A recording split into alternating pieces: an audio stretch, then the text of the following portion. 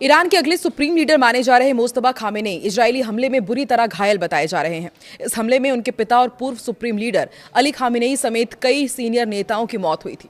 Report के मुताबिक Iran की असेंबली ऑफ एक्सपर्ट्स जल्द ही नए सुप्रीम लीडर के चुनाव के लिए मीटिंग कर सकती है। नमस्कार, मैं हूं आकांक्षा और आप देख रहे हैं न्यूज 18 का डिजिटल प्लेटफॉर्म। तो ईरान के अगले सर्वोच्च नेता सुप्रीम लीडर माने जा रहे मुस्तफा खामेनेई के बारे में खबर है कि इजरायल के हवाई हमले में वो बुरी तरह घायल हुए हैं। रिपोर्ट के मुताबिक 28 फरवरी को शुरू किए गए इजरायल के सैन्य अभियान ऑपरेशन लायंस रोर के दौरान यह हमला हुआ था और उसी समय अमेरिका ने भी एक ऑपरेशन एपिक फ्यूरी नाम से सैन्य अभियान चलाया था। इन संयुक्त हमलों में मुस्तफा खामेनेई के पिता और ईरान के सुप्रीम लीडर अली खामेनेई की तो मौत हो गई थी, लेकिन इस बड़े हमले में इस्लामिक रिपब्लिक के करीब 40 अन्य सीनियर नेताओं की भी जान चली गई। इसी हमले में मुस्तफा की पत्नी जहरा हद्दाद आदिल भी मारी गई। ऐसे परिवार से थी जो लंबे समय से ईरान की धार्मिक शासन व्यवस्था से जुड़ा रहा है। हालांकि अभी यह साफ नहीं है कि 56 वर्षीय मुस्तफा खामेनेई उस समय अपने पिता के साथ उसी परिसर में थे या नहीं, जिसे हवाई हमले में निशाना बनाया गया, या उन्हें किसी अलग हमले में टारगेट किया गया।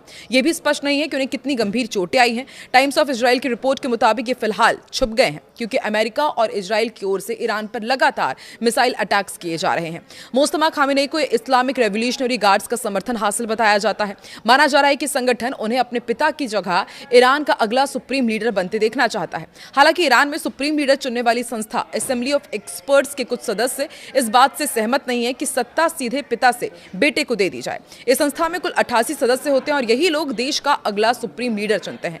और ताजा रिपोर्ट्स के मुताबिक असेंबली ऑफ एक्सपर्ट्स की बैठक हो चुकी है, जिसमें नए सुप्रीम लीडर का चुनाव किया जा चुका है।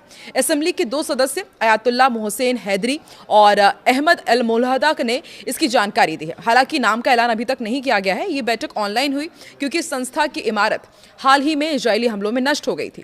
नया नेता बनने वाला व्यक्ति के पास IRGC जैसी शक्तिशाली सैन्य संगठन का नियंत्रण भी होगा, जो कई दशकों से ईरान की सत्ता में बड़ी भूमिका निभाता रहा है।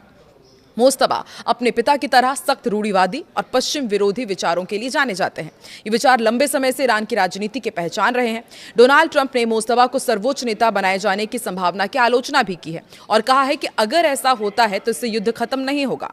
ट्रंप ने आगे कहा कि वो अपना समय बर्बाद कर रहे हैं। खामेनेई का बेटा कमजोर नेता है। हमें ऐसा व्यक्ति चाहिए जो ईरान में शांति और संतुलन ला सके। तो क्या मुस्तफा नहीं बन पाएंगे ईरान के सुप्रीम लीडर? और वो नहीं तो फिर कौन होगा ईरान का नया सुप्रीम लीडर? कमेंट सेक्शन में अपनी राय जरूर बताएं।